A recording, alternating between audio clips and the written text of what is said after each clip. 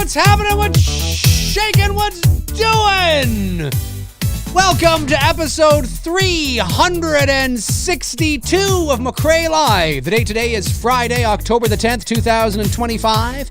It is 7:07 p.m. Eastern Standard Time. My name is Dave McRae, coming to you live from the Voice Man Studios in Toronto, Canada. And tonight,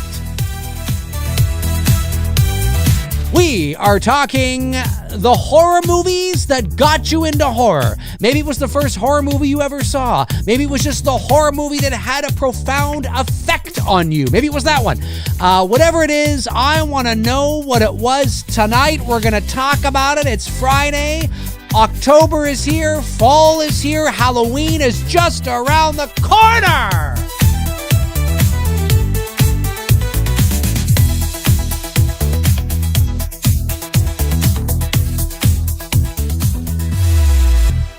Do it again! What's going on, everybody? Your favorite horror movie or the horror movie that got you into horror? Was it Halloween? Was it Friday the 13th? Was it A Nightmare on Elm Street? Was it the Texas Chainsaw Massacre? Was it Child's Play? Was it The Burning? Was it The Shining? Was it some obscure horror movie? Was it one nobody likes and you're too afraid to say it because you're too afraid of backlash? You don't want to look like a fool. Be a fool tonight. This is where you can be a fool, ladies and gentlemen. Be a fool here. Let me know what it is.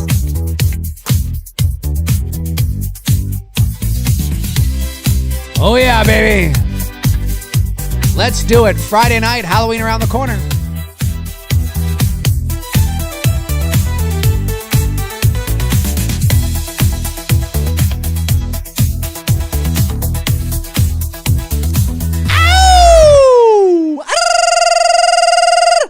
So, what's going on, everybody? My name's Dave McRae. Welcome to McRae Live, episode 362. We'll see who rolls on in today. I don't know if anybody will roll on in, but we will see who rolls on in. And, we'll see how that goes. A couple things I want to say as well. I'll wait for more people to funnel in, see if we get anybody in. It is Friday night, so maybe people are out doing Friday night things, but nonetheless.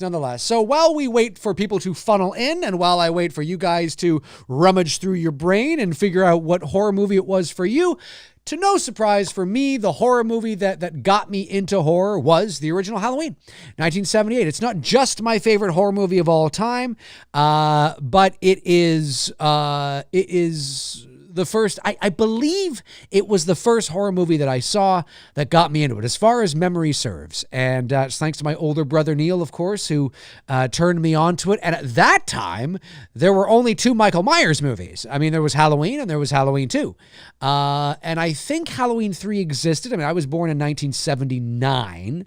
So I think I got into Halloween around 4 or 5. So that would have been like 1983, 84. So there only would have been 3 Halloween movies and 2 Michael Myers movies. So, there wasn't a lot to choose from. But certainly that's what kind of got me into it. And then, of course, that led to Freddy Krueger when that came along in 1985. Oh, and Friday the 13th as well. I mean, I was watching all the Friday the 13th at that time as well. And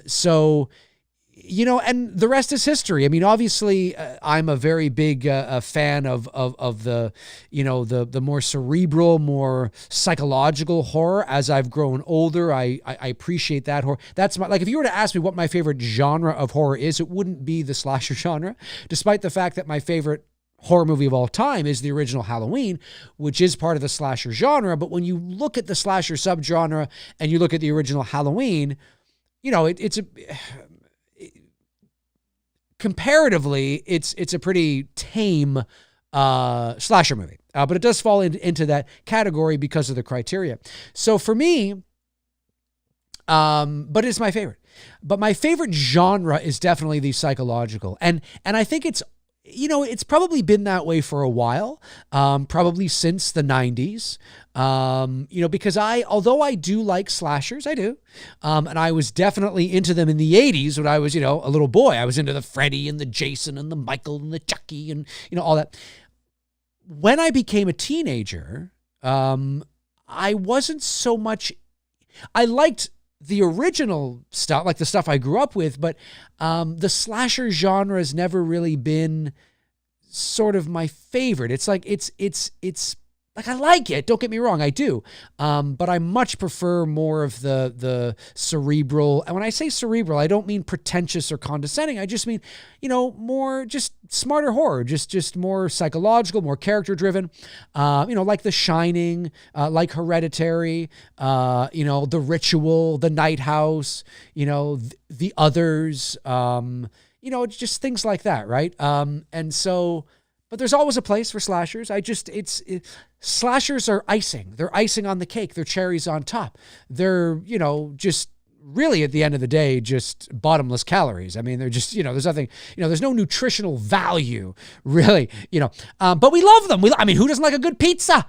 Who doesn't like a good pizza, a good ice cream, a good chocolate bar? Of course, in the States, you probably say candy bar. But you know what I'm saying, right? Who doesn't like it? And it's good. It fills you up. Yeah. It's great. It's fantastic. But one cannot have a steady diet of just empty calories. Sometimes you need some broccoli in there. You need some carrots in there. You need some meat. You need some beef. You need some chicken. You need some protein. You need some protein, ladies and gentlemen. So I do like, of course, to watch more of of course, what it's become known now as elevated horror, which so many horror fans think is just pretentious, when in reality, it's the 21st century way of saying psychological horror. Yeah. Now, Super Chat did come in. Let me get that Super Chat before I forget. It's Brandon Collins, one of our great mods, sends in $5, says, "You'll never get to England on time if you and your team of Huskies don't leave the Yukon right now, Dave." It's totally true, Brandon. It's totally true. We're leaving actually after the show tonight. Yeah, we're firing up the wood-burning sled and the wood-burning Huskies, actually. They run on fire.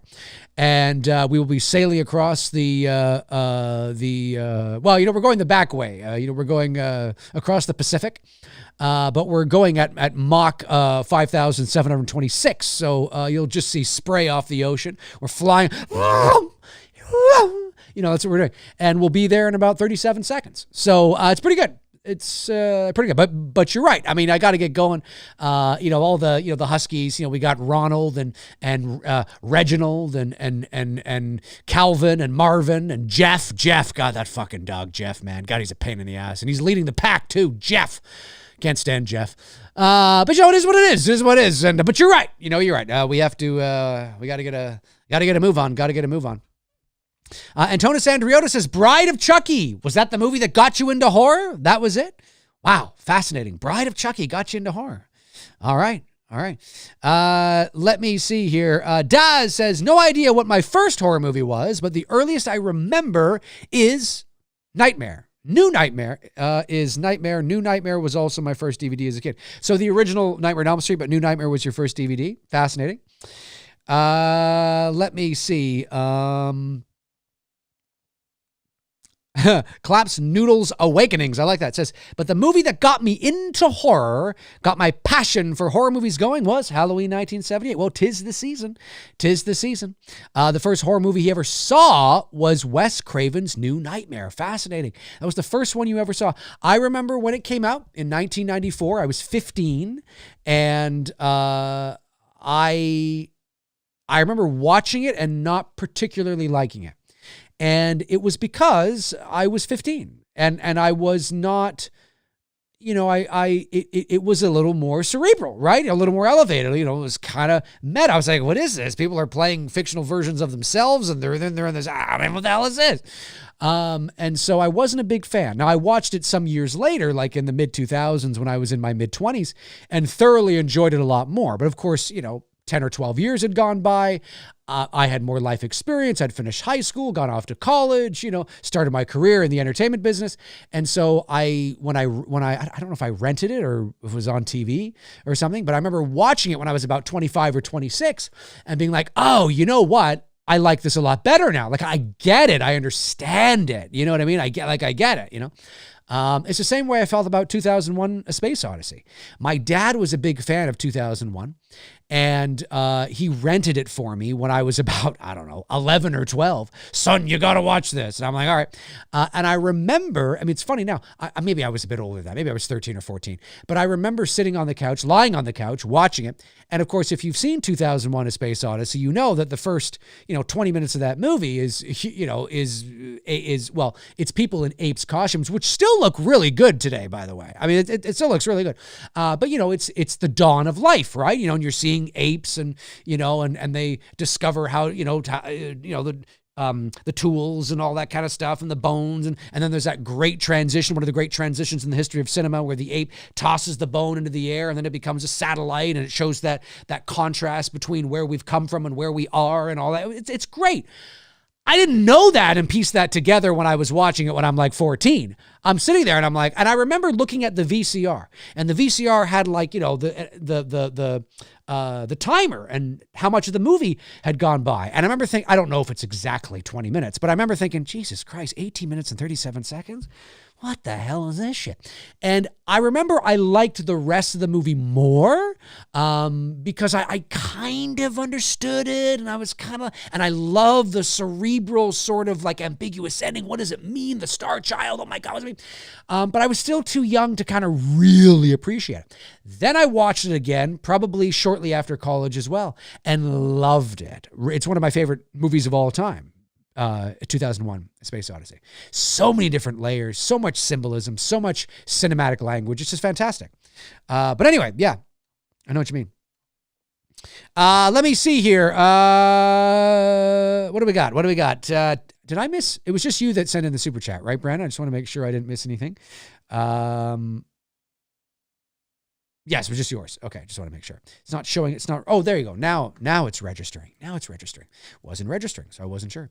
Okay, let me see here. Oh, and by the way, just to let everybody know, I still have 6 spots left for the Bloodbath double feature, Halloween night, watching Rob Zombie's Halloween 2 and Halloween Kills with me Halloween night. Now, it's possible everybody in here could have already picked it up, but I still have 6. I have 6. Let me put the link in the chat. I have 6 available. I'd love to sell them all out. It's only about $36 US. It's a live watch along with me. I'd love to, I thought I lost the internet there. I'd love to sell them out before, I'll pin that to the top. I'd love to sell them out before Halloween. With 6 left to go, just 6. That's it. I just need 6. And the Bloodbath double feature is sold out. There'll be 100 people in there. It'll be awesome. It'll be great. Friday night, Halloween night. Even if you can't make it, you can't attend live, you'll get a link in an email with the replay. You can watch it afterwards, right? I'd love to sell it out, folks. So it would mean a lot to me if you guys could pick that up if you haven't already. Only 6 spots left for the Bloodbath double feature. The link is pinned to the top of the chat. That'll take you to the development campaign for the house on Port Robinson Road. Samuel Loomis says, "Are you afraid of the dark?" Got me into horror, and I'm sure a lot of other 90s kids. Yeah, probably. JG Michael says, "Killer clowns apparently scare me so bad that when my future stepmom gave me a clown doll as a kid, I cried." So that was probably my first. Fascinating. That's awesome. Nicholas Hollier says, "The Uninvited 2009 was the first horror movie I watched with my dad. So underrated. I have not... Wait, The Uninvited 2000. You know what? I think I might have seen that. I think you might be obviously a bit younger than I am. But I think I have seen that. Yeah, Dad says, "Come on, folks, let's get to 100. I agree. There's just 6 spots left for the Bloodbath double feature. Link pinned to the top of the chat. I just want to sell them out. We're so close to selling them out. That's why I'm like harping on it. I'm just like, come on, we got to sell it out, right? We got to sell it out. And remember, even if you're busy Halloween night and you can't attend live, don't let that stop you if you want to check it out. Because if you pick it up, you will get the link and then you just watch it after you're done whatever it is you're doing. It will be there. I know it won't be live, but it'll still be a lot of fun. I'm going to be dressed up. We're going to be watching Rob Zombie's Halloween 2, Halloween Kills. I'm going to have munchies and everything. You guys are going to be, it's going to be awesome. Jeff Harris sends in a super chat. Thank you, Jeff, and says, I don't know if this counts as horror, but the earliest memory was the animated movie Monster House at the drive-in. I was 5 years old. All right, well, you're a younglin, a youngin? Padawan? A Padawan. You're a Padawan. Monster House is really good. I actually really like that movie. I really like that movie. I know the movie you're talking about, man. I really like it. And that's cool. That's a cool memory. One of the earliest memories I have for an animated film is, and it might have been the first movie I ever saw in a movie theater. It's possible. It would have been when Disney re-released Snow White. Not when they first released it in the 30s. I'm not that old. When they re-released it in like 1982, 1, 2, 3, somewhere in there, my sister Jill took me to see it in the theater. And I think that might have been the first movie I ever saw. I don't know if it was not the first movie I ever saw, but the first movie I ever saw in the movie theater. It might have been. But Monster House, I know Monster House. Very cool indeed. Very cool indeed. Kenny _525 says, Terror Train for me. I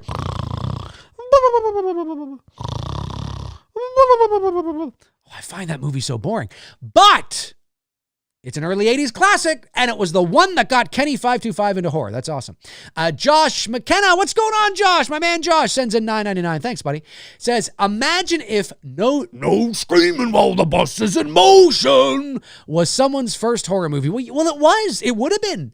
I mean, Freddy's Dead would have been somebody's horror movie, right? It would have been somebody's horror movie. Somebody's horror movie. I don't know which. I don't know who. That's too bad if it was, but it has to be somebody's first. But yeah, that would have been awful.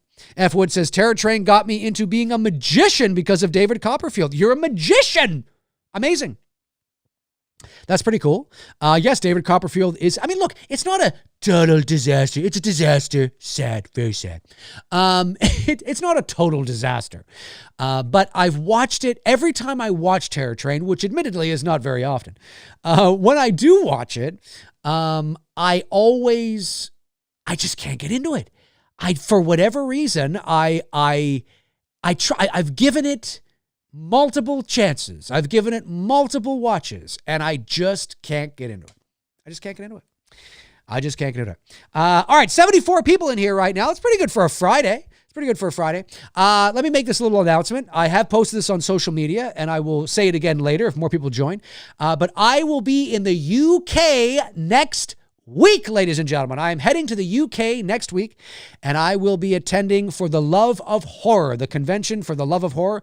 I will be attending it. I will be walking around. I'll be hanging out with Wolfman's Got Nards, Barry from Wolfman's Got Nards, Darren from The Slaughtered Lamb, of course. He's going to be there. We're going to be hanging out, having fun. And so if you are in the UK and you are attending For the Love of Horror, and you happen to see me walking around, don't be shy. Come up and say hi. I'd love to meet my fellow UK brethren. So, so it's going to be fun. It's going to be my first time in the UK. For those of you that don't know, I am half English. My mother was born in England. She came to Canada when she was 12. Way back in 1956. So I am half English. So I have roots there, and I'm going to putter around and check out where my mom used to live and all that kind of stuff too. So I'm really looking forward to going. So next weekend I will be at For the Love of Horror convention, and I will be, just slithering around. I'll be around somewhere. I'm not that tall, so, you might miss me, I'm 3'2". No, I'm not. 5'8". I'm 5'8". This is just not bad. It's pretty good.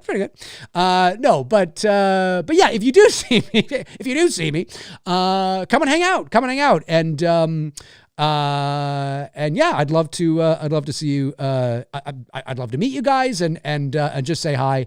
And just kind of at least put some faces to some avatars, perhaps. So that is next weekend For the Love of Horror in the UK. If you are in the UK. Or even if you're not, maybe you're in Canada, maybe you're in the US, maybe you're in Australia, maybe you're in Guam. I don't know. And you're attending. You are planning to attend For the Love of Horror in the UK. Come and say hi. That'd be awesome. Geeked Out Turtle Fan says, the very first Halloween movie I remember watching was the 1985 Garfield Halloween special. That is one of my favorites. What is that? Oh, damn it. The song. I got the song. I love Garfield's Halloween special. I love it. I absolutely love it. It's eerie and creepy and moody, and it's creepy. Like, I love it. And, the animation style, and oh yeah, Garfield's Thanksgiving, Garfield's Christmas, and Garfield's Halloween are must-watches for their respective holidays. I think it's so great. The Garfield Christmas one, I still have the song in my head. It's like down on, or something down on the farm. Ba-da-da-da-da. God, I can't remember the lyrics now. Damn it. It's so good, though. It's so good. Yeah. Garfield's Halloween is fantastic. Fantastic. Simon Mills says, mine was Christopher Lee's Dracula. Dracula movies. Dracula, Prince of Darkness, and Dracula has arisen from the grave. I was 5 or 6. They scared the hell out of me at the time. Oh, I can imagine. And Christopher Lee has got such a presence. He's got such dominance, such presence, So I can understand that. Let me see here.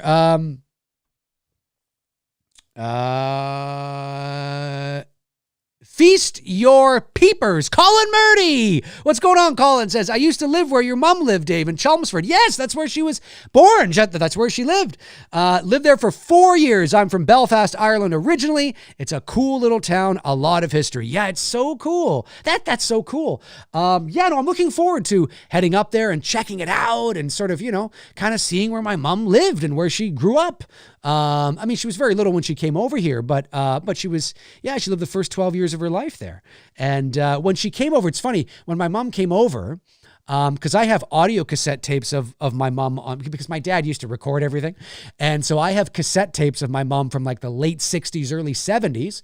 She was, married, mother of 2 or 3 at the time. And you can still hear my mom's accent. She still has her accent on that tape. Now, when I was born, by the time I became of the age where I was cognitively aware, so like the mid 80s, or the early to mid 80s, I never really heard an accent from my mom. I think she did have it on certain words, but I remember my mom saying that when she came to Canada, everybody was enamored with her accent. And of course, at this time, it's the 50s. I mean, now it's not a big deal, right? But in the 50s, that I was like, oh my God, where are you from? You're from England. Oh, that's so cool.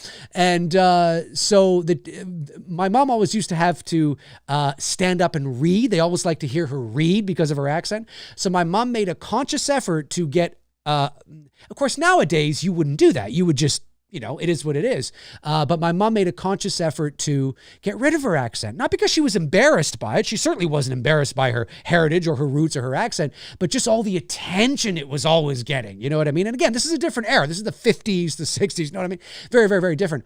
And so by the time she passed away in 2011, she didn't really have a noticeable English accent to me. But I do know there were certain words she would say where it would kind of come out, and certain words that are very sort of like, instead of commercials, my mom would say adverts, right? Or she would say things like, I'm very cross with you, and I never heard that with any of my other friends and their parents. I'm very cross with you. What is that? Very British. I'm very cross, so I grew up hearing those types of words, but anyway, I digress. But yes, I'm very excited. I'm very excited to go, and it'll be my first time actually out of North America. I've been, of course, other places in Canada. Of course, I've been to many places in the United States many times, but this will be my first time out of North America. So I'm very much looking forward to it, and looking forward to attending the convention. Mr. Sandsman says you would probably want to meet me. What are you talking about, people? I'm definitely going to want to meet you, Darren. 100%. 100%. People will be lining up out the door for Mr. Sandsman. I'm telling you right now. It's going to be fun. It's going to, just not at the urinals, folks. Just not at the urinals, okay? I mean, if we happen to, there's no crossing the streams, okay, at the urinals. Let's but I'm very much looking forward to it. Yes, and all the chocolate milk that Darren has ready for me. Let me see here. Andrew Stevens, what's going on? Andrew, one of our great mods, says, right, Brandon Darren probably going to spike it and have Dave wake up. It's true. It might be. It might be. You never know. Let me see here. Robert Ford says, he's talking to Darren.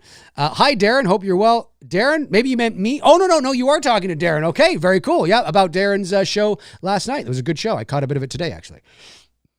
Let me see here. Did I miss any super chats? Sorry, I was yapping there. I don't think I did. Oh, wait a minute. Brandon Collins, Jeff Harris. I don't know how. Yeah, got that. Josh McCanna, Andrew Stevens. Why in the, no. What? I did miss one. Andrew Stevens, $10. Thank you, Andrew. Says, why in the hell does Darren have over 8 chocolate milk brands ready for you? Jesus. Well, I mean, it's probably because I need to decide sponsorship. Sponsorship. It's all about which brand I want to go with, and maybe, we can, convince one of them to become a sponsor, a chocolate milk sponsor. Maybe that's why. I don't know. Oh, man. Josh McKenna, what's going on, buddy? Again, thank you. He says, do you know any British stereotypes and if they are true or exaggerated? Well, the first one that comes to mind is the stereotype that, of course, the British and their bad teeth, you know what I mean? Which is, I think, look, there's truth to stereotypes, obviously, or they wouldn't be stereotypes, but I've also, Darren, present company included, who has wonderful teeth. Every time I see him on his channel, he has great teeth, and so, I think it's just sort of, but there is that stereotype. There's other sort of more cultural things as well that I'd have to think about a bit more. There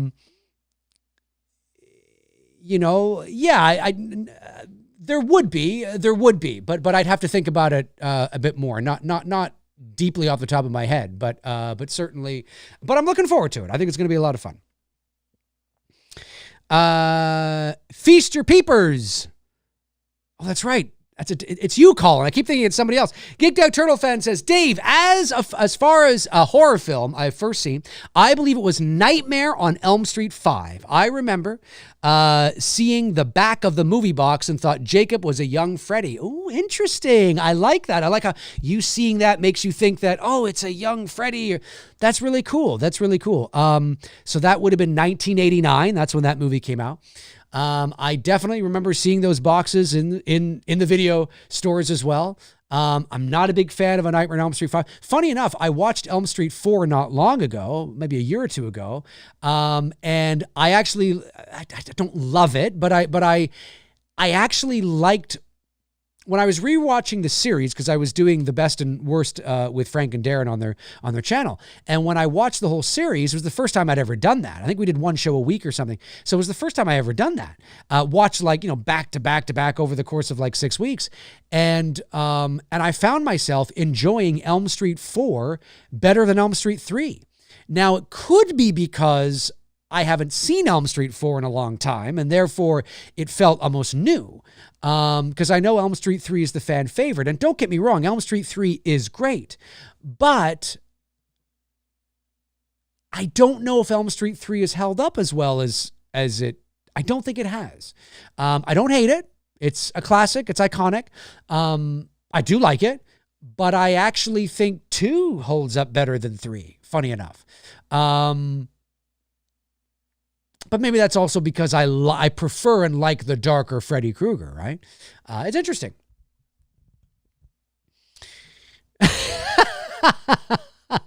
Mr. Darren says, Dave's response when I set up the chocolate phone, Jesus Christ, I'll be shitting all week. Well, I was so surprised to see I'm like, oh my God, look at all this chocolate milk. It was amazing. Of course, it was all in jest, Darren. Darren, of course, I'm just pulling your leg. Is that a British term? Nope. Twist my arm. Twist my arm, I think, is a British term because my grandfather used to say that. If you twist my arm.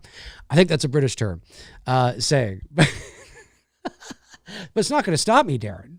I mean, it's not going to stop me. I'll be pouring it on I'll be using it in I don't know what I'll be using it for, but no, I very much appreciate it, of course. But yeah, I was very surprised to see different brands. And at first, I thought it was Starbucks. when you sent me the photo, I saw I was like, is this Starbucks? Like Starbucks coffee or something? I thought it was coffee. It was right. Daryl Perry sends in $5, says, not a movie, but short film, if you will.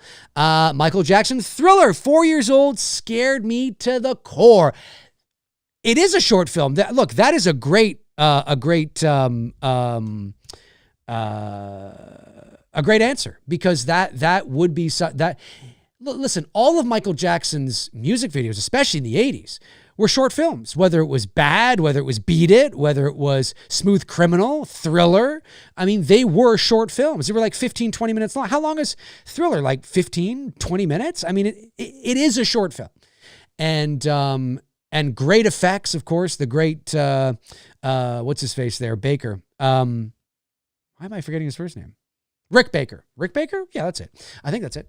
It's great stuff. John Landis, of course. Yeah. This is this pre Twilight Zone? I think it is. But yeah, no, it's great stuff. Great stuff.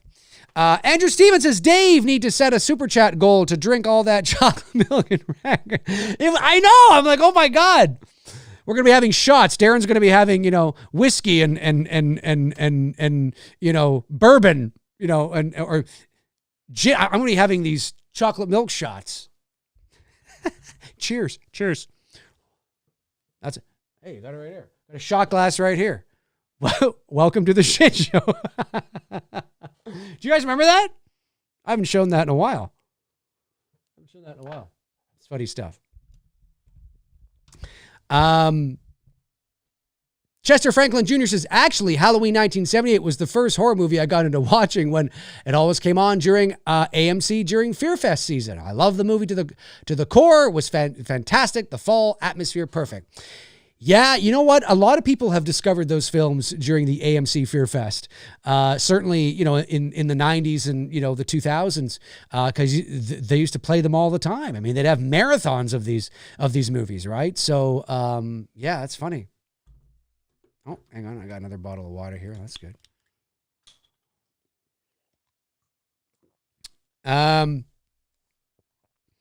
Stephen Green says, one stereotype is that we all talk like the royal family. Or most movies portray that. We have many different accents. Darren has a very northern accent, but being a Scouser, ours is best. Scozer? See, that's a term I'm not familiar with. Yeah, listen, I mean, there's Canadian stereotypes, right? Like everybody here says oot and a boot, and that's not true at all. I mean, if I was to say, look, I've talked about this before, but there are more people, there are people that do sort of say a boat, but nobody says, if you meet anybody or see anybody actually saying a boot, like this kind of thing. Yeah, so it was a boot time that, I saw. If they lean that heavily into it, they're full of shit. They're full of shit, and they are just, for whatever reason, projecting and leaning into the stereotype. But it's, no one says oot. No one says a boot. If anything, you might hear a boat, right? Which then, over the course of time in the American pop culture, has become a boot.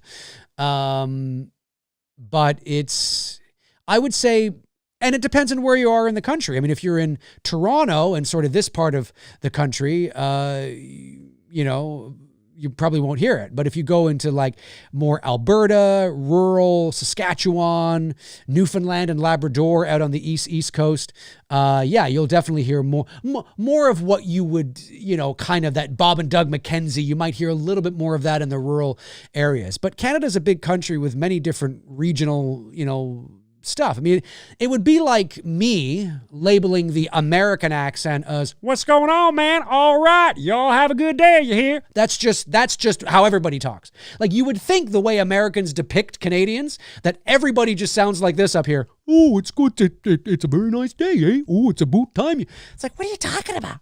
What the hell are you talking about? What's going on? But it's fun. I mean, maybe if we didn't sound like, we had the IQ of a donut whenever whenever we're imitated in cartoons and things like that, maybe it wouldn't be so bad. But why is it whenever we're imitated in cartoons and pop culture, we always sound like we have the IQ of a donut? Oh, hey, what's going on? Hey, welcome to Canada. It's like, oh, Jesus, God, we sound, you don't want to, I mean, we sound like we don't even know what 1 + 1 is. Oh, yeah. Anyways,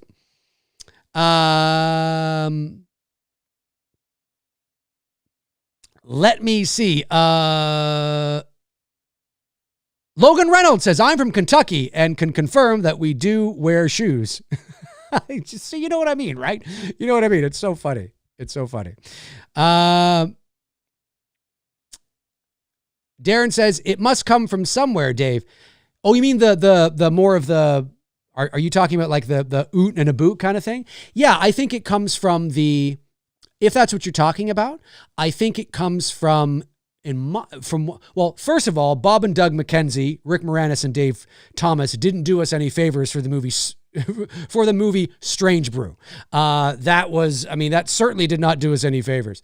But I would say it comes from what I've been able to gather, it comes from, if you've ever heard the Newfie accent, the Newfoundland accent, it's very, it's almost like it feels almost Irish in a way. Like it's got a little bit of that in it, which might make sense when you look at sort of where Newfoundland is and where Ireland is, like how the geography, when the world split apart, and I don't know. Anyways, I'm probably talking out of my ass right now, but whenever I hear the Newfie accent, the Newfoundland accent, to me as a Canadian, now maybe it would be very different to if you're Irish, and that's fair, but to me, it sounds Irish-ish. Do you know what I mean? And so you will hear a lot of a boat, you will hear a lot of that kind of thing. And I also think it's rural prairies as well. So like Saskatchewan, Manitoba, in the rural areas out there, you hear a bit more of that, a little more of that Bob and Doug McKenzie, but not so stylized, like not so, that feels like that but you kind of hear a little bit of that. So it definitely exists. Like, I'm not going to say it doesn't exist. It definitely exists. But it's not as nearly as, not as nearly as sometimes pop culture would make it seem. But then again, maybe it depends. I don't know. Maybe it depends on the person. But even I've had to, like, as a voice actor who's done a lot of work for American buyers and American clients, I've also had to watch my outs and abouts, right? So, when you hear me say about, I sound very American, right? But if I was to Canadianize that, I would say about. Say, now it sounds a bit different, right? I would say about, right? So I'm not saying a boot, but I'm just owing it a bit more, right? About. That's generally what you hear more of, right? Is about. Sometimes you hear about. But being a voice actor and having to do all of as I said, a lot of commercials and narration, and needing to appeal to an American audience, it is very often that I will get booked for gigs where I have to watch but I've been doing it for so long now that it's just sort of, I think I just naturally say about. Do you know what I mean? Like, I don't really sort of do it the other way anymore because I'm so conditioned into sort of saying it like that. But it's, it's interesting. It's interesting. And sometimes, I'll get an audition that has specifically said no Canadian, watch your outs and abouts. You know what I mean? And not everybody can do that. There's a lot of Canadian voice actors who maybe if they haven't done a lot of international work, or if they're new, right, they're not as seasoned, sometimes that can make or break whether you get that gig. So it's a good thing to be able to slither into if you have to. But if that's what you meant, Darren, yeah, I think that's where it comes from. I think, at least that's where I notice it as a Canadian. That's where I notice it the most. Let me see here. Okay, did I miss any super chats? Is that what you meant, Darren? I hope it's what you meant. God, I hope I didn't go off, because sometimes I do that. I misunderstand what somebody means and I go off for 30 minutes about something that has nothing to do with anything. I did that like 2 or 3 months ago I did that. God, I hate doing that. Let me see. Super chat from Daryl Perry. What's going on, Daryl?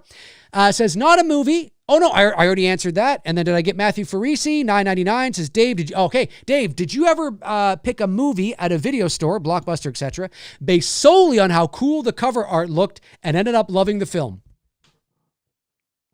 I'm sure I did when I was younger. For sure, because when you're younger, and especially in the 80s, the artwork was half the battle. Like, I mean, the artwork could sell that stuff like it's nobody's business. And so I have no doubt that I did. I don't know specifically what movie, because as I got older and as I became more of a movie, like I wanted to do something with my life in terms of film, I would usually read the back of the box and all that kind of stuff. But yeah, certainly, when I was a kid, I mean, yeah, for sure. I can't think of specifically which ones, but I have no doubt that there were. But yeah, the cover art of some of the 80s, I mean, they were just so amazing. Now things are so one-dimensional and you have to have the stars on them, and you have to, because it's all marketing. And, man, I miss the days of just real, like, especially horror movies. You know what I mean?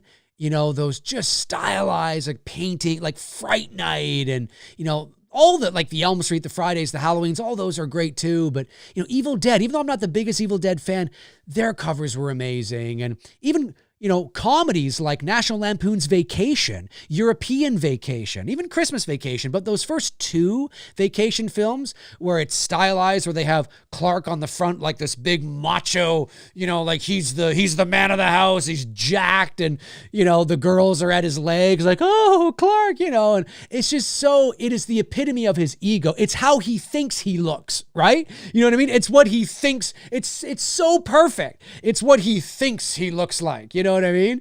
And it's like, I miss posters like that, you know what I mean? And it was so fun.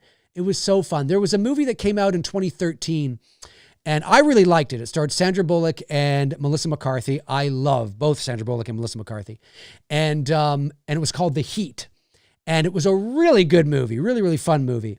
And there was a regular Plain Jane poster with just them on it.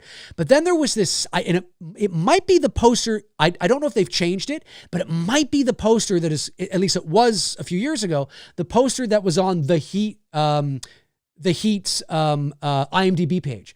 And it was very 80s. It was like cartoony with like, the guns like this and people like flying into like, the frame and cars going off and, the muzzle flash. It was so cool. And I was like, I love this poster. I'm like, I would put this poster up on my wall. Like, this is an amazing poster. Maybe I could get it. Let me see if I can get it and share it. The Heat 2013 film. Yeah, that's that lame sort of poster. Where is it? There it is. Yeah, it is on the IMDb page. Awesome. Let me get this. I wish this would have been the theatrical poster. I understand why it wasn't. But check how awesome, and this is 2013. Check how awesome this, and I don't know if this was a theatrical poster. To be fair, I don't know the history of this poster and why it exists, if it's a limited run, if it was a special edition, if it was a theatrical poster in the UK, or if, I don't know. But let me, hang on a sec, sorry. It's this poster here. Check that bad boy out. Look at that. Isn't that fucking awesome? That is, now, whether you like the movie or not, whether you like Sandra Bullock or Melissa McCarthy or not, whatever, it's irrelevant. This is an awesome fucking theatrical poster. Yes, it's very busy, but it's very 80s. It's very 80s. It's very 80s. And I love it. Very cool. So I wish they would make more posters like that today. Daz says, not my taste. All right. Well, that's all right. That's fine. I love it. I think it's great. It harkens back to those old school posters, which I think are awesome. All right, let me see here. Scroll back. Did I get it? Did I get all the super chats? Let me see. I think I have. I just want to make sure I'm getting them. Let me see here. Matthew Farisi. Yes, I thought I saw another one come in. So, by the way, again, a reminder. I just need 6 more people to pick up the Bloodbath double feature, ladies and gentlemen. Just 6 more people to pick up the Bloodbath double feature. I would really like to sell it out. I'm not going to lie. If it gets to Halloween and all we had were 6 people for this out, that's going to be a little disappointing. I'm just saying. Talking about this ad nauseum. I'm just sending a little reminder. There's 87 people in here right now. Don't worry, we're not turning this into a crowdfunding thing. I'm just sending a little reminder that there are still 6 available for the Bloodbath double feature. That's all I'm saying. Right there. Let's see, where is it? There it is, right. There it is right there. You see that? Just 6 left. 6 left. $36 US, 25 pounds UK. I would love to sell it out. It would be awesome if we could sell it out. Friday, October 31st, 8 p.m. Eastern Standard Time. Halloween Kills watch along and Rob Zombie's Halloween 2. Hey, let's make fun of Rob Zombie's Halloween 2. That's going to be fun. It's going to be fun. It's like, what the hell is this white horse doing here? I'm going to be dressing up. I want you guys to dress up and all that kind of stuff. And it goes, of course, towards the development funds campaign for the house on Port Robinson Road. Just 6 left. The chat is pinned to the top of the link is pinned to the top of the chat room. So please pick one up. Just 6 left, ladies and gentlemen. Bloodbath double feature. Me, you, Halloween night, Rob Zombie's Halloween 2, Halloween Kills watch along, limited to 100 people. And as a reminder, even if you're busy that night and you still want to watch it, you can pick it up. You will get emailed the link and you can watch it after. It will be there until your heart's content. It's not going anywhere, so you can watch the replay as well. So, the link is pinned to the top of the chat, folks. I'd love to sell it out tonight. I mean, there's 84 people in here right now. Maybe there's 6 people that still haven't picked it up that would love to sit with me and 99 of your friends, or 94 of your friends, I should say, because there's 6 left, and watch Rob Zombie's Halloween 2 and Halloween Kills. Link pinned to the top of the chat. The Bloodbath double feature. Celebrate Halloween with me. October 31st, Friday, 8 p.m. Eastern Standard Time. Halloween night. Let's do it. Let's do it. I'm going to be dressed up and munching on Halloween candy. And I want you guys to munch on Halloween candy. We're going to be sitting back and having fun and watching some Halloween, ladies and gentlemen. Again, link pinned to the top of the chat to the Development Funds campaign for the house on Port Robinson Road. And just 6 left. You can see it there. Just 6 left. All right. Oh, there's Darren. He says, it is what I meant. Awesome. All right, good. Good. Darren says, I do pick up the odd, subtle a boot now and again with you, Dave. Very subtly. A boot, like a boot or about. About, maybe? I would challenge you on the a boot, but maybe that's what you mean, like about. But yeah, no, but to be fair, I'm not surprised, right? I mean, I am Canadian, right? And of course my natural tongue would be about, right? And so instead of about, you know what I mean? About. It'd be kind of like that. That we Canadians generally are more like out, AOU, out, whereas Americans are more out. You know what I mean? About. Out and about. Oh, and I remember when I first had to learn that, like, oh God, I forget what it was for. It was for some commercial I was doing. And I remember being on the call and having to redo, again and again a few times. Thankfully, they still, went with me. But I remember after that time, I was like, okay. But the more that you do it, the more that you learn to say, out and about. And, well, it's about time, rather than it's about time, right? So, yeah, but I'm not surprised. I mean, if you say that you pick, I think I'm picking up it totally makes sense. Totally makes sense. All right, let me see. Frank, what's going on? Frank, folks, if you haven't seen Frank, shove your shove your link into the chat, Frank, to the Frankly Speaking channel, because Frank just uploaded a video. He met John Carpenter. It was yesterday, I think, right? What a great photo of Frank and John Carpenter. I mean, it is like, sometimes when you meet people at their tables, right, and you want to get a selfie, you're like leaning in and they're leaning in and it's all awkward and it just looks kind of weird. Like, it just kind of looks like, they really don't want you there. This looks like just Frank and John hanging out. Like it totally, like they're at a bar, they're at a table, they're just hanging out. John's leaning in, going like this, Frank's like going like this. It's just like two dudes hanging out. Such a great photo. So yeah, Frank, feel free to, and Frank did a video today where he showed the, he talked about it and showed it. I think, that was the video. Was it today? Yeah, was it today? God, my mind. Today was a very busy day for me. All good things, but very busy. So yeah, Frank, yes, awesome. Thanks, Brandon. Thanks for doing that. Ethan Sadelki sends in $5. Says, my first horror movie was the original Texas Chainsaw Massacre and made me a big horror fan to this day. I love it. I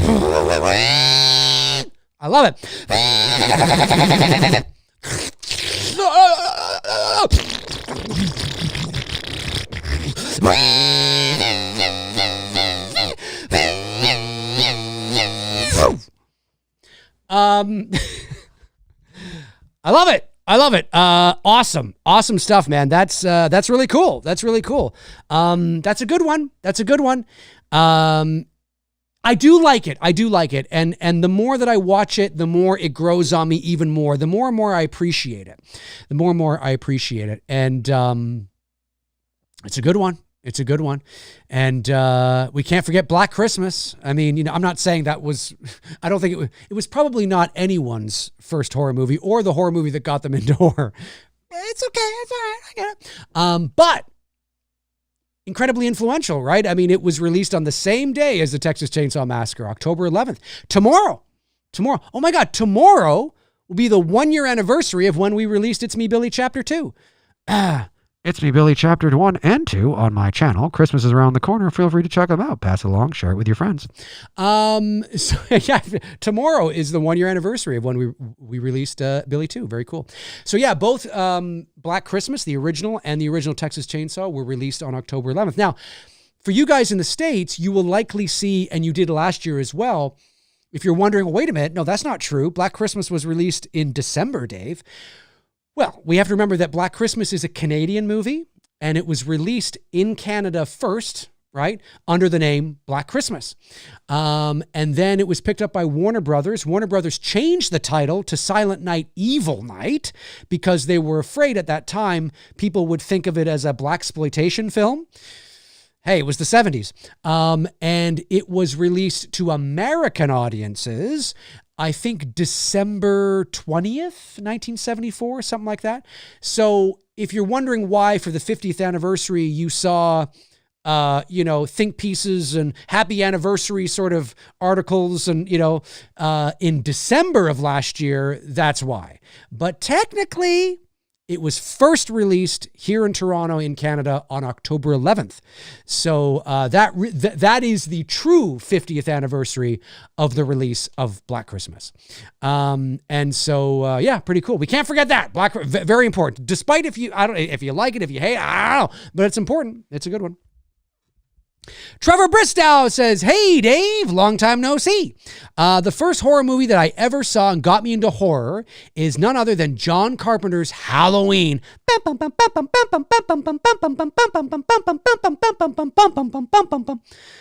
I was 6 or 7 years old when my sister showed me that movie. Very cool. Well, you know what? It was my brother that showed it to me. My brother Neil was a big fan of horror, a big fan of Halloween. He liked the mask and the music and everything. And he said and it's not that he didn't like any of the others, but I think he started to gravitate towards the Michael Myers and Halloween because he liked it, of course, but he said that he said that it was the first horror movie that didn't give him nightmares. And so I guess he felt that that was a sign, you know what I mean? But he got me into Halloween. Like I said, this is probably 83 maybe, 84, 83. Like I was 4 or 5 years old. And I was enamored. I loved it. And I lived vicariously through my brother Neil's excitement. And my siblings are quite a bit older than me. So I'm the youngest in my immediate family. I do have a half sister who's younger than me, but in my immediate family with my mom and dad, I'm the youngest. And then the next oldest to me is 9 years older than me. And then after that, it's 11 years older than me. And then my sister is 15 years older than me. So my brothers at that time in the 80s were the target demographic for these movies. Like they were the teenagers going to see the Elm Streets and the Fridays, you know what I mean? And then I was like, the 6 or 7 or 8 year old kid waiting eagerly for my brothers to come home and tell me all about it. You know what I mean? And then of course, when they released on VHS, of course, we rented them and we watched them on VHS and, the rest is history, right? But yeah, it's very cool. It's very cool. Let me see here. Member chat comes in from the Violator 862. What's going on, buddy? It says, good evening, Dave. Been a while since I was able to tune in. Yeah, that's okay. That's all right. Welcome back. Thanks for being a member for 11 months. Very cool. And then another member chat comes in from Amadusius. What's going on, buddy? Been a member for 23 months.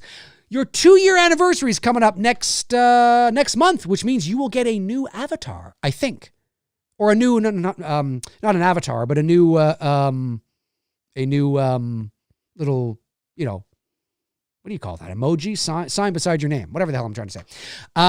What's one thing a lot of Canadians do, celebrate, eat, etc., that the world doesn't see as a Canadian stereotype or that we don't know about? That's very specifically Canadian? Oh, geez, that's a very good question. It's a good question. I mean, obviously there are very specific Canadian things, but a lot of our culture, that's why I often say that, like if you live in the US and you've never been to Canada and you've never been to Mexico, if you go to Mexico, there's a significant culture shock, right? Like it's very different, right? Very different.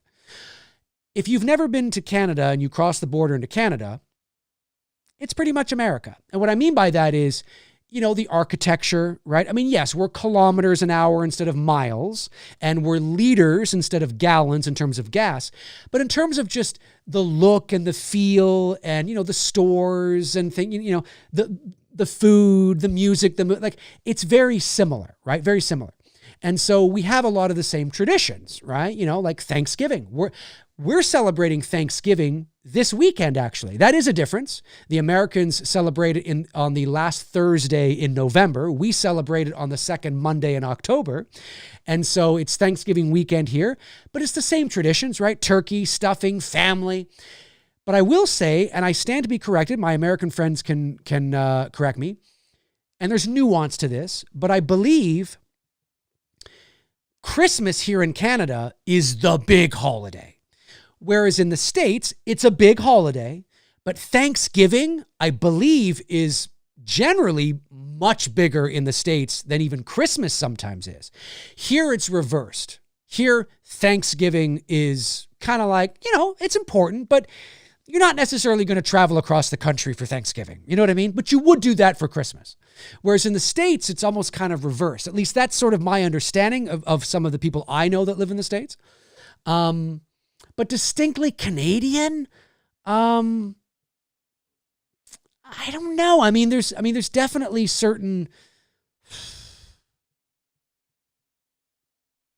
It's a good question. It's a good question. It's a very good question. That Canadians do celebrate, eat, etc. The world doesn't see as a Canadian stereotype. Yeah, I would say it's kind of just some of those more, American, North American sort of traditions, I guess. maybe there's a fellow Canuck are there any fellow Canucks in the chat room that can sort of help me out? Maybe there's something it's entirely possible there's something I'm missing. And that if you were to, I know Toronto has a lot of festivals every year, like Carabana and all kinds of festivals and stuff, but I don't know if that's distinctly Canadian. I'm not sure. I do know that we have one of the largest like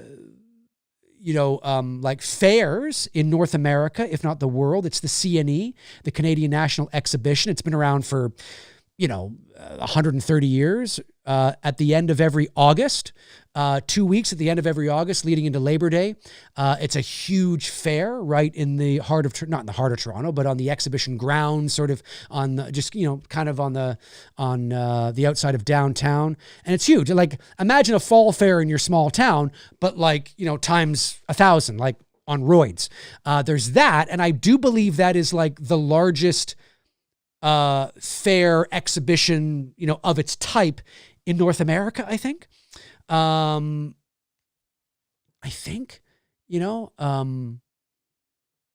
the stereotypes, right? Like poutine. I haven't had poutine in like 30 years. People go, I got to try poutine. Canadians aren't really eating the poutine. It's the Americans that come up and eat the poutine. We got to have poutine. Don't get me wrong. Poutine is good, but I haven't had poutine in forever. It's not a regular thing on anybody's menu here. It's just more of that stereotype again, right? But it is good. I gotta think. Are there any fellow Canucks? Maybe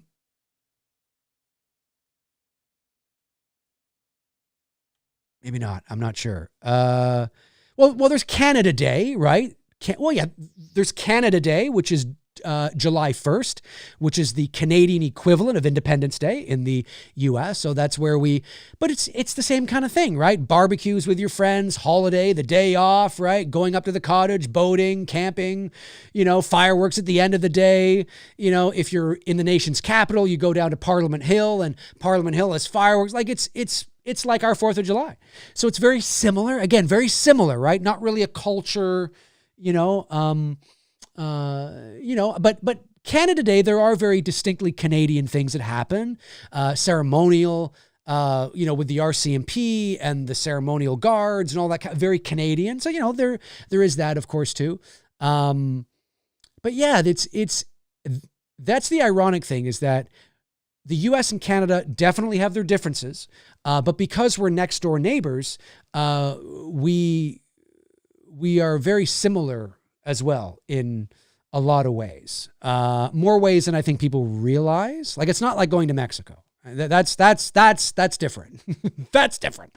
Not that there's anything wrong with Mexico. I'm not saying there's anything wrong. I'm just saying in terms of the culture, it's very different. Logan Reynolds says, I doubt that, Dave. Retail stores start getting Christmas decorations shipped to them in August. I've already heard Christmas music on TV commercials. It gets ridiculous. Well, that part's true. Yes, that part's true. But what I mean is more of how it affects sort of society in terms of, travel and celebration and all that kind of stuff. As I remember, like, you guys will like travel for Thanksgiving. Like, you'll like travel across it's like the holidays begin at Thanksgiving for you guys, right? You got Thanksgiving on the Thursday. You got Black Friday on the, you've got fucking football on Sunday. Football, Sunday. It's a big fucking deal. You don't have those things at Christmas time, right? Generally, right? It's not as, whereas we here in Canada, I'm not to say that people don't travel across the country for Thanksgiving, but it's Thanksgiving. Yeah, whatever. Hey, happy Thanksgiving. Yeah, I love you. Yeah, okay, I love you too. It's kind of that kind of thing. Whereas Christmas is the big holiday here. People are traveling, trains, planes, automobiles, you know what I mean? It's the kind of thing. But Brandon says, Canada Day is just endless Tim Hortons and competitive Moose Olympics. That's true. It's true. Absolutely, 100%. Canada Day could be a slasher. You never know. Canada Day. Darren says, Mr. Sandsman, says, that's just racist, geeked. Uh-oh, what did geeked say? I don't know. What's going on here? Do English turkeys wear a monocle and a top hat? That's funny. Alley Girl! What's going on, Alley Girl? I haven't seen you in a while. It says, looks like Christmas threw up in the stores already here. Oh, it's the same here. It's the same here. Oh, yeah. That's retail. I mean, that's like, they want to, yeah, for sure. And Thanksgiving isn't really something, I mean, yeah, maybe you put out a turkey and a couple of pumpkins, but Thanksgiving bleeds into Halloween. So there really isn't, I mean... Are there really Thanksgiving decorations? I mean, maybe a basket of dried fruit and some leaves, okay? And sure. But Halloween is it's Halloween is where the focus is, right? You know what I mean? Anyway. Have I missed any super chats? Have I missed anything? Josh McKenna, $1.99 says, I heard that UK people talk about weather 24/7. I don't know, Mr. Sandsman, is that true? The Violator, $9.99 says, my first horror film was the original Elm Street. I remember watching it on AMC with my grandmother, another AMC one, and being absolutely terrified to go to sleep. Yeah, I remember, it's funny. You know how there's those posts you see online where it's like, when you see this logo, what's the first thing that comes to mind? And when I see the New Line logo with the film strips, the first thing I think of is A Nightmare on Elm Street. But it's funny, when I was a kid, I used to associate that with ladders. I didn't realize they were film strips because I'm like 5 or 6 years old. And to me, they were ladders. And so as a kid, I was always like, oh, when I see the ladders, the 2 ladders, I'm like, oh, that's Freddy Krueger. That's Freddy Krueger. And I don't even know if my brother Neil knew they were film strips. He kind of just, or maybe he just didn't want to, correct me. But as I got older, I was like, and it's nobody told me. I think I was just watching a movie one day and the logo came up on the screen and I was like, oh, those are film strips. They're not ladders. Did that just peak? I think that peaked. They're not ladders at all. So it was really funny. But I remember, man, being a kid and popping in the VHS for A Nightmare on Elm Street or A Nightmare on Elm Street 2 and seeing the ladder. And to me, that was like Freddy Krueger, baby. Freddy Krueger, baby. Fred Krueger. That's what it is, folks. Freddy Krueger. That's what it is. Hey, I think did we sell one Bloodbath double feature? I don't know. Did we? Let me see here. We sold one. Did we? Yes, we sold one Bloodbath double feature, folks. There's just 5 left to go. 5 left to go. I'll shout your names out. All 5 of you tonight if we can sell it off. 5 left to go, folks. In the Bloodbath double feature. There it is. You see that right there where my cursor is? Just 5 left to go. This is the horror watch-along, the Halloween watch-along with me on Halloween night at 8 p.m. Eastern Standard Time. The donations go towards the Development Funds campaign for the house on Port Robinson Road, of course. It's $50 Canadian, but that's only about $36 US, about 25 pounds in the UK, 26 pounds, give or take a pound. That's what it is. And even if you can't make it live, you can pick up the perk and you'll get the replay link anyway, so you'll be able to watch it after the fact. We're watching Rob Zombie's Halloween 2. We're watching Halloween Kills. I'm going to be dressed up, munching on Halloween candy, 8 p.m. Eastern Standard Time, Friday, October 31st. This Halloween. It's the Bloodbath double feature. There are just 5 spots left. And then all 100 have been sold out. And we sold one tonight, just 5 left to go. The link to the campaign is pinned to the top of the chat. So click that link, pick up that Bloodbath double feature so I can see your sexy avatars in the chat room on Halloween night. It's going to be a lot of fun, folks. Rob, and why Rob Zombie's Halloween 2 and Halloween Kills, you may ask? And why not, part 1 or 2 or, well, last Halloween I did a show where I did watch 1, 2, and 4. And when I wanted to try something different. I wanted to spread the love around. So when I Googled what are the 2 most bloodiest, goriest, violent films in the franchise, the internet told me it was Rob Zombie's Halloween 2 and Halloween Kills. So I thought, all right, well, let's do it. Let's spread the love around because there's Rob Zombie Halloween 2 fans out there. They're out there. And I mean, who doesn't want to sit on Halloween night with me and shout out Evil Dies Tonight 3,721 times while munching on chocolate and candy? I mean, come on, man. Come on. There's got to be 5 more of you. There's 91 people in here right now. There's got to be at least 5 of you in here right now. 5 more that want to pick that up, folks. Pick that. Let's sell it out tonight. Let's do it. Let's sell it out tonight, ladies and gentlemen. Let's do it. Let's sell it out tonight. The link is pinned to the top of the chat. The Bloodbath double feature. Let's sell it out. What do we got? Scared Straight Production says, another AMC Halloween 1, and in the early 2000s, remember being scared seeing Michael on top of the roof. Michael on top of the roof in Halloween 1? Another AMC Halloween 1, and in the early 2000s, I remember being scared seeing Michael. Do you mean like on the balcony, you mean? When he falls off on the roof? Or are you talking about like when you were trick-or-treating and you saw like a Michael on top of the roof? Was he on top of the roof in Halloween 1? I don't think he was. Or Halloween 4, maybe you mean, when he gets up on the roof? I'm not sure. Let me see. Chester Franklin Jr. says, my Lions play the Chiefs Sunday night this weekend in Kansas City. They did lose to the Jaguars. There you go. Football talk. I got that one. Let me scroll down here. Evil Alex says, Black Christmas here in Germany is called Jesse Die. I'm going to butcher this. Jesse die Treppe in den Tod. I totally butchered that. Translates to Jesse the stairs into death. That's pretty cool. Don't ask me why, though. Jesse the stairs into death. The stairs into death. Maybe that has something to do with the fact that, Jess, and it's funny that it's Jesse, but maybe Jess isn't a word in German. I'm not really sure. So maybe it's that, of course, the climax of the original Black Christmas is Jess looking up the stairs, right? And slowly ascending the stairs with the fire poker in her hand, all that kind of stuff. So maybe it's that kind of thing. I should check out like a German poster or something. One of the funniest TSL, the Slaughtered Lamb Movie Podcast, some of the funniest episodes that Frank and Darren have done is when they look at like, those, like Santa Claus, what is it? Like, kids getting their photos taken with Santa and all the crazy Santa Clauses and Easter bunnies and all. Some of the funniest episodes that you guys have done. And you guys did one on like, obscure like Halloween posters, like, South Korea, Japanese, all these. My God, some of them are hilarious and have nothing to do with anything. You got Michael with like a machine gun, helicopters, Dr. Loomis, like, on a rope swinging through a tree. It's just so funny.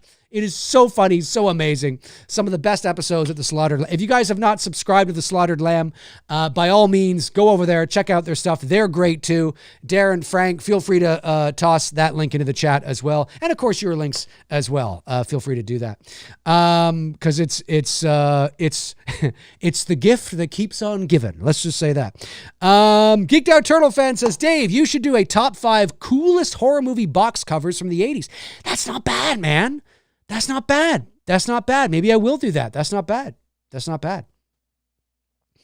Okay, let me just double check. I didn't miss any super chats because I know I was going off on a tangent there.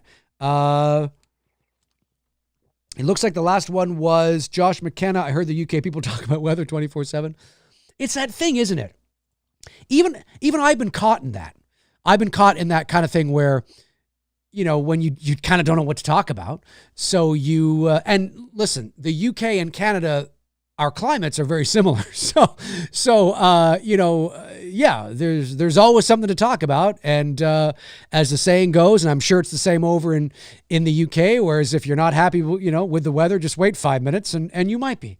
It changes that fast. So, I mean, for example, last weekend, it was like 34 degrees Celsius here. That's like 85 degrees Fahrenheit.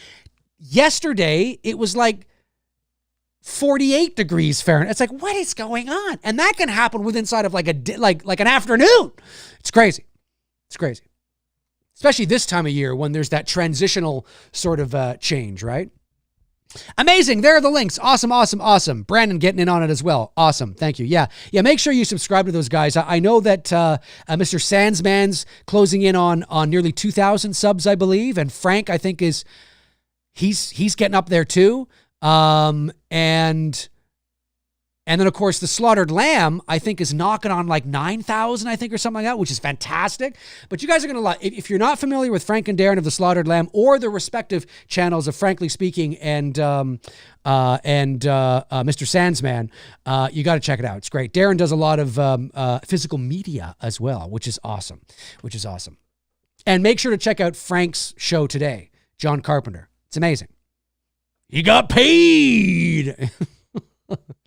Rob Lucas says, my first movie that creeped me out was Annihilator with Aussie actor Mark Lindsay Chapman. It was a really decent Terminator style movie TV pilot that didn't get bought, but NBC aired it in 1986. It was worth it. Fascinating. I'm not familiar with that one. Very cool. The Violator 862 sends it a $4.99 super chat. Thanks, buddy. Says, just bought the remaining Bloodbath special feature perk. Give them away, Dave. You bought the remaining ones? Amazing. Well, you and Mendel Goodman then. That is really, really cool. Did you really just do that, dude? Oh, dude, that is amazing. That is amazing. Okay, so let me... Oh, I just hit the wrong thing here. Dude. Mendel... Oh, sorry. The Violator going hard into the paint. Let's go to the other screen here. You bought the remaining ones. That is awesome. All right, let me see. Oh, hang on. That would mean that it's sold out, right? You went up and you did. Yeah, you did. You bought the remaining ones. Let me just, hang on. I got to scroll down here and see if that goes into the, that's going to go into the sold out category. By the way, there's a lot of other cool stuff on there. I'm just saying. There might be people going, what the hell is this? This is a development campaign. So this is not production budget. This is not the money to make the movie, because that's far too much. But this is money for development. But let me just see. Yeah, it says sold out. There it is. It's sold out. We did it. We did it. Amazing. We sold out the Bloodbath double feature thanks to the Violator 862. Awesome. Thanks, buddy. Awesome. Well, Mendel Goodman bought one as well. Bought two, actually. Bought one for himself and one for somebody. And I got to give that away as well. So, but what I need to do is leave that with me. So that's one. And then you picked up the remaining ones, right? So that's 4, 5. Did you pick up one for yourself earlier, or is one for you, or whatever? Reach out to me in like a DM on Facebook or Instagram or something like that, and then we can figure out sort of that. And then on a future show, before Halloween, of course, I will gift the Mendels and the remaining ones that you picked up as well. That's really cool, and I'll do that on a show that's live. Very cool. Very, very, very cool. Thank you for doing that, man. I really appreciate it. That is awesome. Thank you so much. It's just great to have it sold out. I mean, we're so close. We were so close. You know what I'm saying? I mean, listen, if we had only sold like, 32. All right. But when you've sold 95, and you're knocking on the door in a couple of weeks, you got to get to the finish line. And once again, this community has come through. So thank you so much. That means a lot, man. And on a future show before Halloween, I will give the one that Mendel bought as well away, as well as the ones that you bought as well. And we will give them away. And that's going to be really cool. Really, really cool. Thank you, man. Really appreciate that. Really appreciate that. Let's see here. Jacob Tess Freudstein? Maybe that's what it is. Let me see here. The first horror movie I watched was The Living Dead at the Manchester Morgue. Let Sleeping Corpses Lie, and it's still one of my favorites. Fascinating.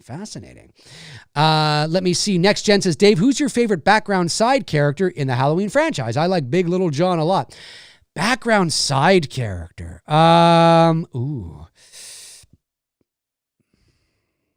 That's a good question.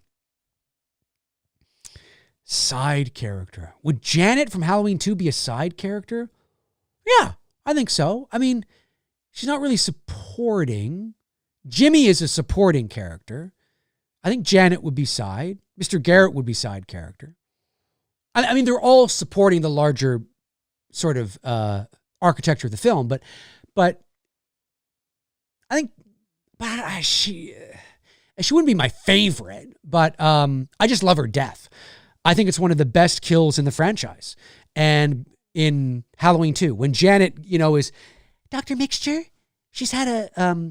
Laurie's had a reaction to the medication. And by the way, that line, she's had a reaction to the medication, is ADR'd. It's ADR'd. 100%. I can tell that it was added afterwards. It wasn't something that was spoken on set. Or it was spoken on set, but it was recorded separately. But that kill is fantastic. She's backing up, and then Dick Warlock, Michael Myers, slowly emerges from the darkness. Oh, it's fucking great. So I've always liked Janet because it leads to that moment. You know what I mean? Side characters. Geez, man.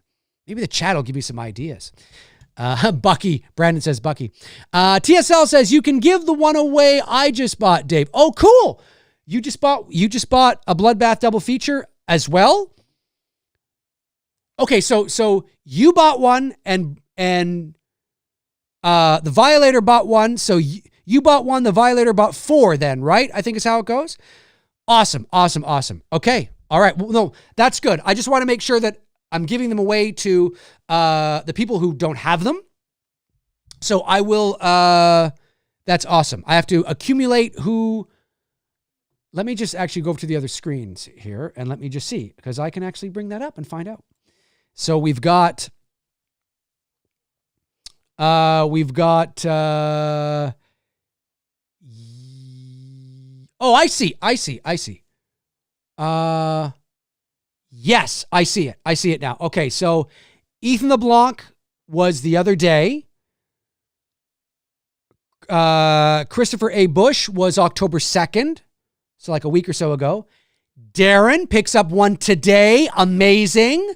Thank you, Darren. Appreciate that.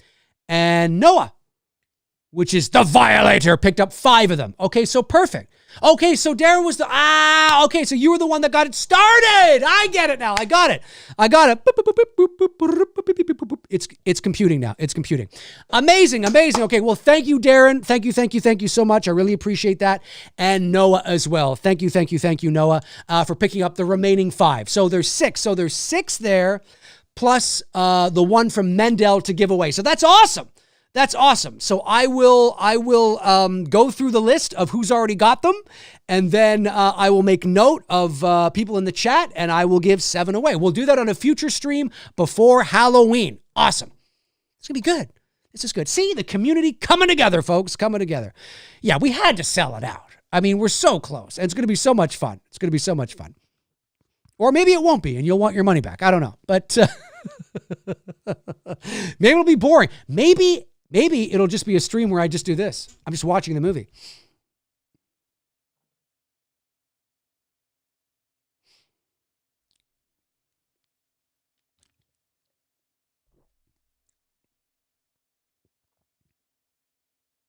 Oh, come on. Oh, yeah.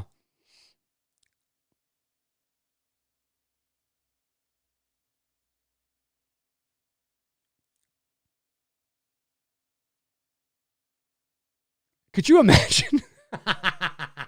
Could you imagine how boring that would be?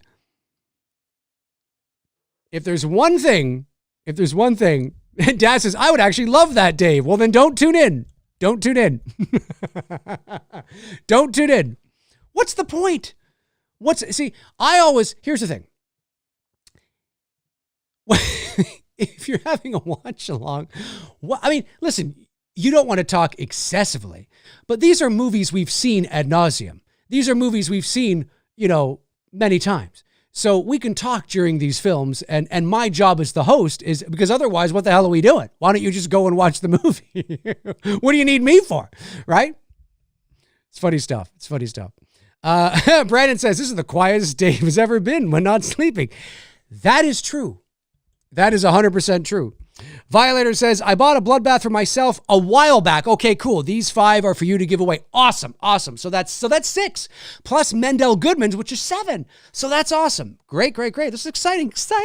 So 7 lucky winners. Roll a 7. I don't know. Next Gen says, then you get up halfway to take a shit. That's right. And I just leave, and all you see is this.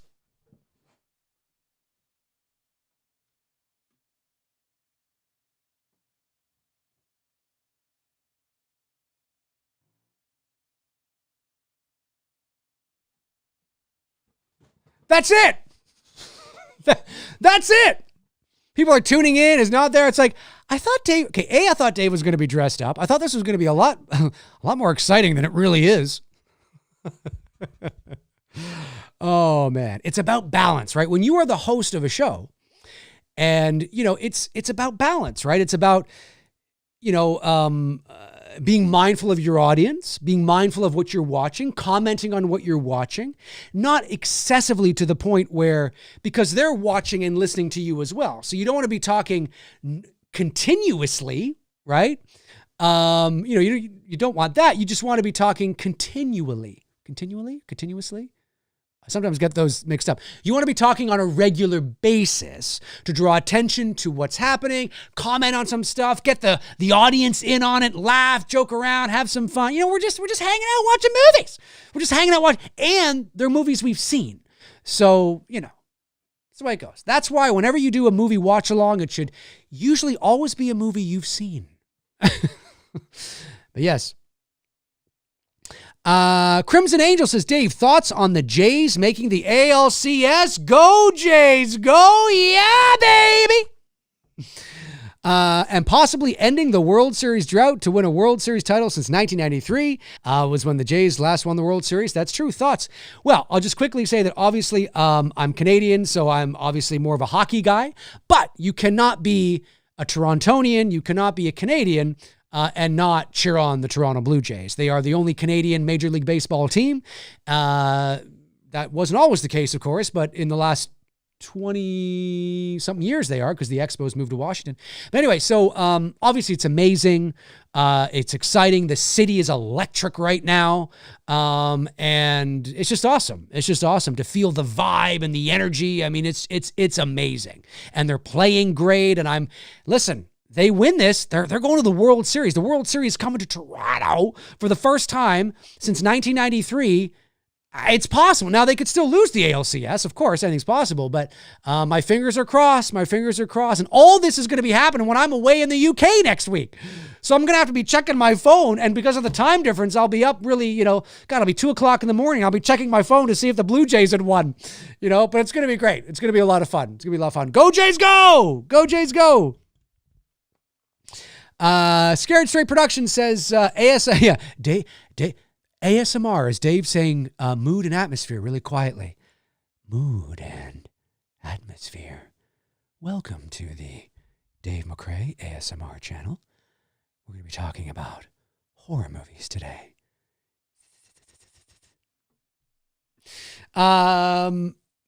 Crimson Angel says the Canadians also won that year in 1993. That's right, the Montreal Canadiens. That is correct. Yeah, that's right. Let me see. Did I miss any super chats? Member chats? I don't believe I have. The last super chat was Slaughtered Lamb coming in with an awesome bloodbath donation, which is great. Okay, cool. What's the time? Oh, almost time to wrap things up. Any more horror movies? What was the first horror movie that got you into horror? What was the first horror movie you ever saw? Maybe it wasn't that could be a good one too. What was the first horror movie you ever saw? Side characters. Side characters are like a Bucky. I guess maybe the sort of the hick mob, the guys that get in their pickup trucks and come on, let's go get Myers, in Halloween 4. Those are fun, those are fun side characters, right? So that's kind of fun. How about I don't know if this was mentioned. I'm not mentioning it because if somebody did mention it, I'm not mentioning it because of that. I just thought of it. The guy at the beginning of Halloween 4 got the crazy eyes when he's telling the story. He's catching everybody up through exposition in the elevator, and then what does he say? And then his doctor, of all people, shot him 6 times. Both of them nearly died today. Whatever it was, that guy, right? I forget the exact lines, but he's a great little character. He's got those crazy eyes. You know what I mean? That's a side character for sure. So yeah, he's fun. I like him. I've always liked him. He's kind of fun. And what a great way to catch people up.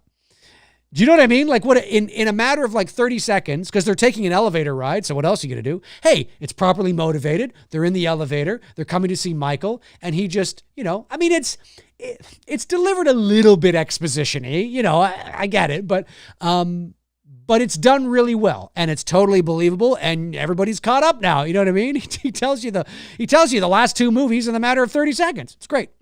It's great stuff. Great stuff. Oh, Hunt. Yeah. He'd be a side character. Yes, Hunt. That's a good one, Darren. Yes, Hunt. Yes. What about John from H2O? Well, he's not a side character, though. He's a main character. John. I mean, you're referring to, what's his face? Yeah, John, what's his face there? I forget the actor's name now. No, he's a main character. He's not a supporting character. A supporting character in H2O would be like, I don't know. Or I mean, like a side character. I mean, a side character in H2O would be like the girl and her daughter at the rest stop, right? When she opens the door and she's like, spiders, those are side characters, right? Yeah.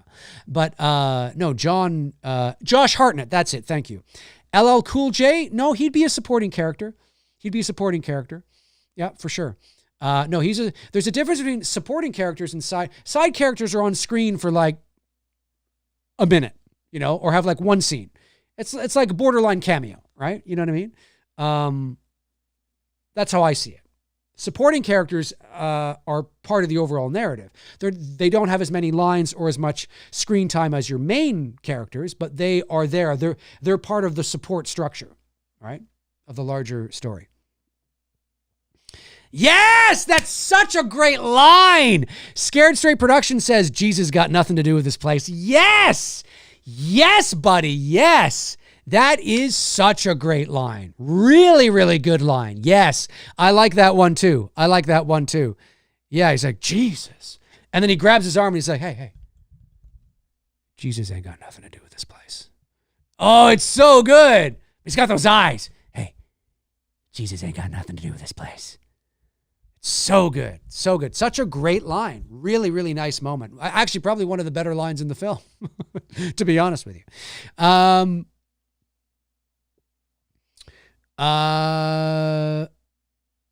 Evil Alex says, Joe Grizzly and Rob Zombie's H1. Yes, that'd be a side character. Good call. Taking a shit and fights Myers. Kind of funny and epic. It's true. It is true. Yes, that would be a side character. Good call. Yeah. Yeah, that's right. Yeah.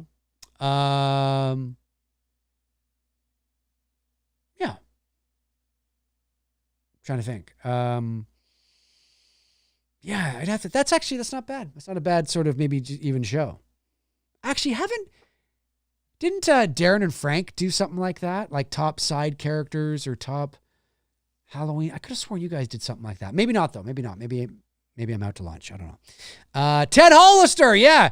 And we don't even, maybe it's Ted Hollister. We don't even know who Ted Hollister is. He's one of the town folks.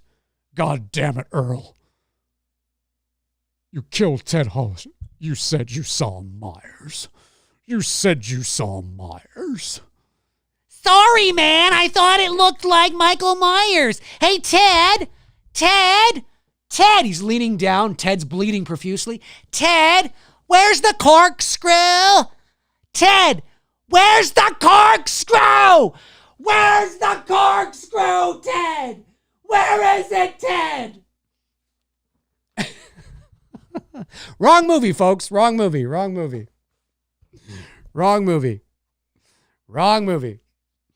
Mrs. Elrod. Yes.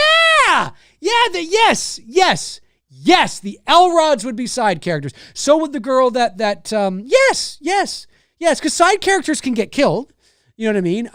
But yes, I would not call the Elrods supporting. If the Elrods were killed later in the film, maybe depending on how their scenes are structured. But as it stands right now, I would say that they're side characters. Yeah, 100%. Of course, the Elrods. Of course. Want some mayonnaise on the sandwich? Yes. Of course. And the girl that picks up the phone, hi, how are you? Well, hey, I got to give a shout out to Marion Singh. My friend Marion Singh, who was in Halloween 18, right? Gets killed through the back of the neck, right? James Jude Courtney comes in. I can't forget Marion. If Marion's watching right now, Marion, my apologies. Marion is amazing. She's amazing. Stunt actress as well, stunt coordinator. She was great in that role. And that's right. It was I believe it was it the first kill that Myers does on screen in that movie? Can't remember, but it was the no. He killed the lady at the table, and then he walks outside. He walks across the street. It's the oneer, and he goes in and Marion Singh is, she's like, "Hi Sally, I gotta let you go." Yeah, okay. Hangs up the phone and walks back up to the window, looks out, and then boom, Myers gets her in the. Yes, Marion would have been she's a side character in that film as well. I know, was she credited in the movie? I can't remember. And if she was it just like girl at that house? I can't remember because I don't think she had a name. But anyway, yeah, shout out to Marion Singh for that's a pretty badass kill. Yeah, that's pretty badass, right? It's a good kill. She got one of the best kills in that trilogy for sure. Josh McKenna says, how did you meet Marion Singh? Well, Marion, that's a great question, Josh. So Marion reached out to me, and she reached out to me. I'm going to say it was before the movie came out, I think. She was a big fan of the channel, and she reached out, and we started talking, and she said, well, I'm in the film, and blah. I was like, oh, that's awesome. That's great. And we just started talking shop as well, like about the industry and all that kind of stuff. And she knew I was a voice actor, and we were talking about that. And then I said, well, why don't you come on my channel and we can talk about, and I think at that time the movie had come out. So we could talk about it a bit more because she couldn't talk about it beforehand. So I said, well, let's wait till the movie comes out, and then I'll have you on the channel, and then we can spoil it then because the movie's out, right? So that is on my channel. It's like 5 or 6. Well, no, that would have been like 7 years ago now, something like that. Anyway, so she came on the channel. We talked then. We've chatted through, Messenger a lot, and she's, messaged me from certain conventions that she's been at and talking about. And then, yeah, she's a really cool cat. Like she is. She's really awesome. I've never met her in person, but she's really, really cool, and really appreciates, what I do here on the channel in terms of the horror community and horror and things like that, and thought it was really awesome. And then I had her on as well, talking about a movie that she was trying to get underway a few years ago. I don't know the status of that, but it was an indie film that she was looking to get off the ground. So I had her on the channel, and we talked about that. And there was even going to be a role for me in the film. We had discussed that, not 100%, but we had discussed and talked a bit about that possibility. And I was like, yeah, like if my schedule allows and I can make it work, and I feel that I can, I feel that I'm right for it. Of course, I'd be okay. Yeah. Let's talk about it. Right. But nothing came to fruition. I don't know if maybe she didn't get the money, or maybe she kind of put it on the back burner for now, because making movies is really hard. And so maybe she put it on the back burner for now, decided to pursue other things, because she's a working professional in the industry, right? She does a lot of stunt work, a lot of stunt choreography and things like that. So maybe she put it on the back burner. I'm not sure. I know that she also did some stunt work or choreography for the Hunger Games, I believe, as well. I think. Something like that. Like she's a working pro. So she's awesome. She's awesome. I adore her. She's really fun to talk to. Great personality, great energy. She can wheel and deal like weapons as well, like swords and nunchucks and shit. I'm just like, fuck. Marion, if you're watching, fuck. It's amazing. She's probably laughing her ass off right now if she ever sees this. But she's cool. She's cool. So yeah, can't forget Marion and her kill in Halloween 18. One of the best kills. Look, there's a lot of great kills, but that's certainly one of the best ones in that film, for sure. All right. Where am I? Okay. I've got an hour and 40 minutes. How are we doing here? What's the time? 8:46. Okay. Have I got all the super chats, member chats? I believe I have. All right, folks. All right. That is going to do it here for this episode of McRae Live. I want to thank my great moderators, of course. You got Brandon in the chat. We got the TSL Movie Podcast and Mr. Sandsman coming in doing double duty. Frank Riker was in the chat. Andrew Stevens, one of our great mods, was here as well. Awesome stuff. Thank you to the super chats that came in. Thank you to the member chats that came in. Thank you for being members here on the channel, by the way. And we finally sold out the Bloodbath double feature. Awesome stuff. Thank you to Darren and to the Violator 862 for making that happen. But don't forget, folks, there are other perks on the campaign. That one's a zinger. Just saying, that one's a zinger if you're into ghosts and the paranormal and you want to know the real story behind the house on Port Robinson Road. That's going to be epic. You also get a link to a private live show to me and some of my college friends who I haven't seen in 25 years talking about the original story, the story that inspired the film The House on Port Robinson Road. Lots of cool stuff on the campaign. I'm just saying, make sure to check it out. All of it goes towards the development funds for the house on Port Robinson Road. Signed posters, mystery envelopes, t-shirts, all that kind of fun stuff. Make sure to check it out. Folks, you are amazing. Thank you for tuning in. And don't forget, if you are in the UK and you are a UK viewer, and I will be at For the Love of Horror next weekend, not this weekend, next weekend, October 17th, 18th? 17th, 18th, I think is what it is. 17th, 18th? No. 18th, 19th. Well, 17th, 18th, and 19th. Yes, because I'll be there Friday, Saturday, and Sunday. If you haven't picked up a ticket, maybe now's the time. Come see me. I'm the only reason why you would want to go to that thing, right? Folks, I will be perusing around, hanging out with Barry from Wolfman's Got Nards, from Darren from The Slaughtered Lamb, and Mr. Sandsman. We'll be perusing around. If you see us, don't be afraid to come up and say hi. So that's going to be a lot of fun. My first time in the UK. I am looking forward to it. Shout out to all my UK viewers. You guys are awesome. Of course, Darren is going hard into the paint. He's up right now, but a lot of my UK viewers are probably asleep. You guys are amazing. Thank you for tuning in. And listen, if you're watching after the fact or live and jump in afterwards, comment below. Jump into the comment section. Let me know your thoughts on anything I had to talk about here today, but more specifically, the main topic. What was the first horror movie you ever saw, or the first horror movie, the horror movie that got you into horror? The movie you watched where you thought, oh my God, I need to watch more. I have to watch more. Was it Halloween? Was it Friday the 13th? Was it A Nightmare on Elm Street? Was it Leatherface? Was it Scream? Was it I Know What You Did Last Summer? Maybe you're a bit younger. Maybe it was Insidious. Maybe it was The Ring. Maybe it was The Conjuring. Whatever it was, jump into the comment section and let me know your thoughts. I would love to know. That is going to do it for me. My name is Dave McRae. You can follow me on social media. All my links are in the description. Check them out until your heart's content. And when your heart is content, check them out again. All right, folks. That's going to do. Frank says F the J's in Boston. No, Frank, no.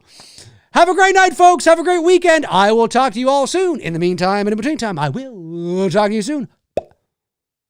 Cheers.